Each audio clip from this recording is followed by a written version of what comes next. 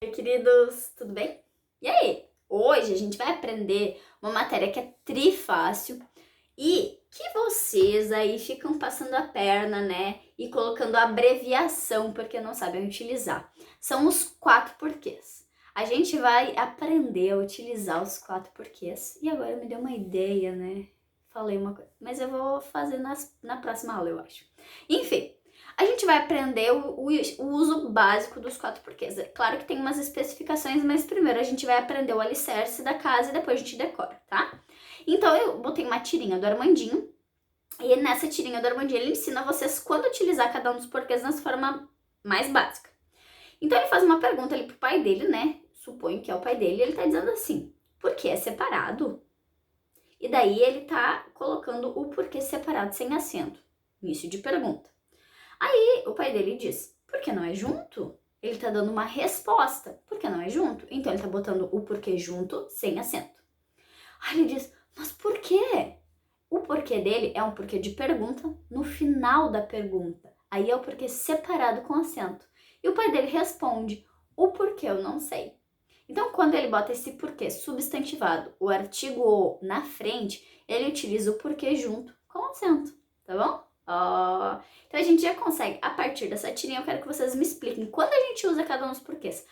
No início de frase, no início de uma pergunta, para dar uma resposta, para substantivado com o na frente. Quando a gente utiliza cada um deles. Depois, eu coloquei mais uma tirinha do Armandinho e aí eu quero que vocês respondam qual porquê a gente tem que encaixar ali, certo? E também o que ele quis dizer no último quadrinho, interpretação textual. Na 2, eu coloquei uma frase, né, que vocês têm que utilizar 3 porquês. E daí vocês vão marcar a opção correta conforme a sequência de porquês correta que se encaixa naquela frase, certo? Depois, mudando de assunto, você tá tão bonita. Mentira, não sei cantar. Mas me lembrei essa música. Enfim, gente, o ser humano é uma pessoa que adora contar histórias, tá? Desde lá a pré-história, o ser humano ele contava histórias, né?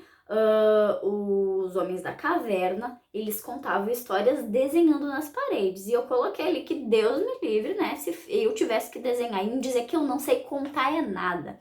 Mas eu até que sou boa de papo, né? Então, graças a Deus que hoje nós temos a nossa língua, né? Tanto a nossa língua falada, como eu tô falando aqui no vídeo, quanto a nossa língua escrita, que tá ali escritinho no plano para vocês, que é a nossa forma de comunicação.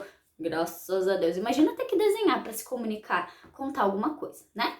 Depois disso, para quem olhou aí Crepúsculo, duvido alguém não ter olhado, né? Ou alguém não olhou, mas enfim.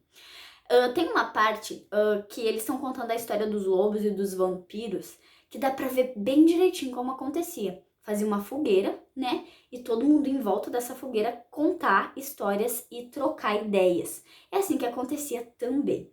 E graças a Deus a gente teve o nosso gênero de conto, né? E a gente vai entrar numa narrativa de suspense, tá? Uma narrativa de terror, mais ou menos. A gente já trabalhou um pouquinho com isso, mas eu quero que vocês conheçam, então, a primeira parte. Eu dividi esse conto em 3, que é o conto das formigas. Então, eu quero que vocês, é da Lígia Fagundes, tá?